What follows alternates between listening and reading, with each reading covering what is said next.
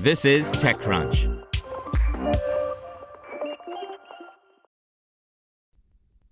Want to stay young? Peter Diamandis says survive the next 10 years, by Connie Loizos. Peter Diamandis, a futurist with degrees from both MIT and Harvard, has spent much of the past 2 decades evangelizing a vision of an abundant future driven by exponential technologies that will lengthen our lives. The serial entrepreneur and founder of organizations like the X Prize Foundation and Singularity University has also cultivated close ties with some of the world's most influential business minds, including Elon Musk.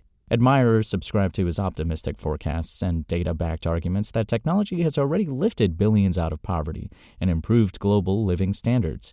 They also buy his books. Critics argue that his techno-utopian vision overlooks growing inequality and systemic imbalances, including in the U.S., where the bottom 50% of households hold less than 4% of national wealth, while the top 10% command over two-thirds. No matter their views on Diamandis, many find him an intriguing modern figure, and when we had a chance to talk with him recently about abundance and longevity, including what he thinks of Brian Johnson, a former acquaintance of his who is trying to reverse the aging process, we seized it.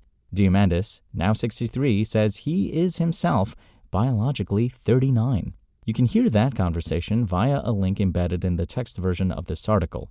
Meanwhile, you will hear excerpts edited for length now.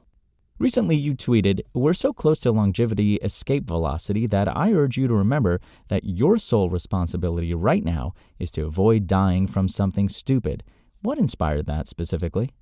I feel like we're in the midst of a health span revolution, and this is not by chance. It's the impact of mostly AI, computation, sensors, single-cell sequencing, cellular medicines, a whole slew of converging technologies that are helping us understand why we age, how to slow it, stop it, potentially reverse it.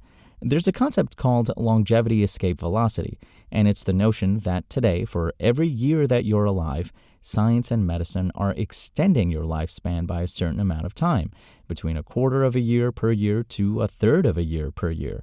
But there will be a point at which, for every year that you're alive, science extends your life for more than a year. Aubrey de Grey and Ray Kurzweil pioneered the idea.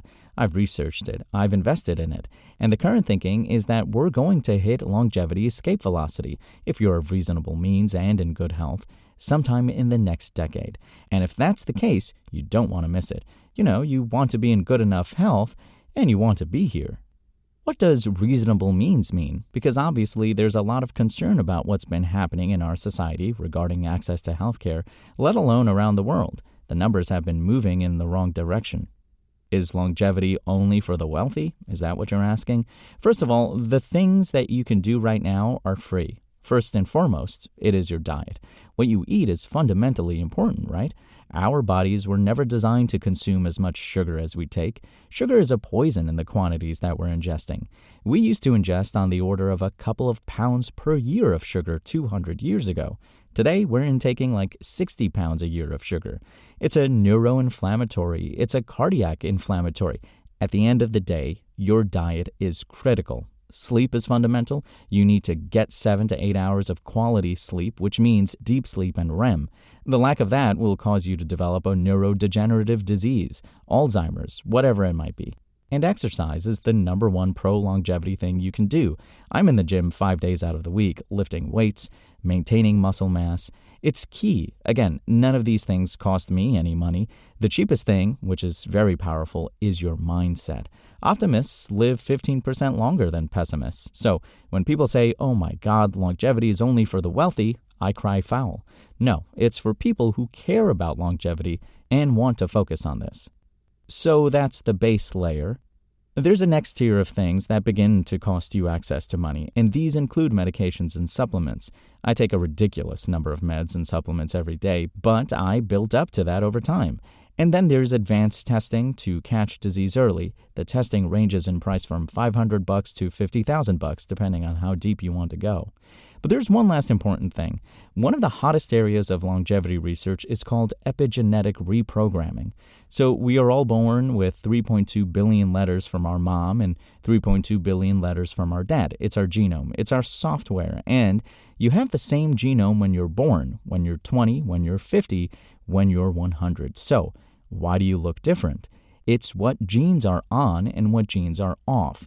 It's sort of the control mechanism for turning on and off the genes in different tissues of the body as we age. So, the hottest area of investment, and I'm invested in some of these companies as well, is epigenetic reprogramming. Can I reprogram your epigenome to take you back to a more youthful state?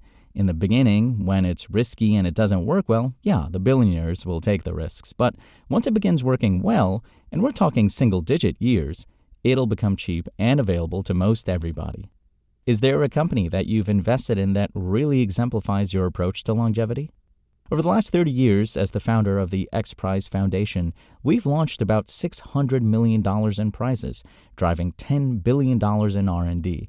And a year and a half ago, I raised $157 million and launched a HealthSpan X Prize. So it's $111 million of prize money. The rest of it is to run the competition and do all the testing. And in this X Prize, teams have to demonstrate the ability to reverse the functional aging in cognition, immune, and muscle, meaning in populations 60 to 80 years old, if I give you this therapy from the winning team, are you now thinking as clearly and capable as you were 20 years ago? Is your ability to mount an immune reaction that of you 20 years younger? Is your ability to build and maintain muscle that of you 20 years younger? And we have like 620 teams enter that X Prize. It'll be awarded by 2030. We're about to give away $10 million of the money to the top 40 teams. They're getting $250,000 each in May of this year, so I'm super excited. There are all kinds of approaches you can imagine with 620 teams in the competition. How would you differentiate your thinking about longevity with what Brian Johnson is doing at Blueprint? I've known Brian for 10 years. I got him into the longevity business when he sold Braintree and he moved to LA. I had co-founded a company called Human Longevity down in San Diego, and Brian became an investor in that and a board member in the company, and we parted ways. So how do I put this? What Brian is doing is N of 1 experimentation. I'm super happy he's doing it. He's sort of a pioneer, and we'll see what happens there. I don't necessarily think I'd be talking about my erections at night as much as he does, but I guess he gets a lot of attention in the media. The approach I'm taking here through the X Prize Foundation is a large-scale global competition where we're trying hundreds of different approaches. It is all being precisely measured. Every team competing has got to statistically treat enough individuals in the right age range to demonstrate that they're able to do what they say they do. So it's a massive, scientifically backed, experimentally normalized competition. You can hear much more from Diamandis via a link embedded in the text version of this article, including how he came to know Musk, about the health scanning company he started with Tony Robbins, and why he believes we're headed toward a post-capitalist society where money will have little meaning.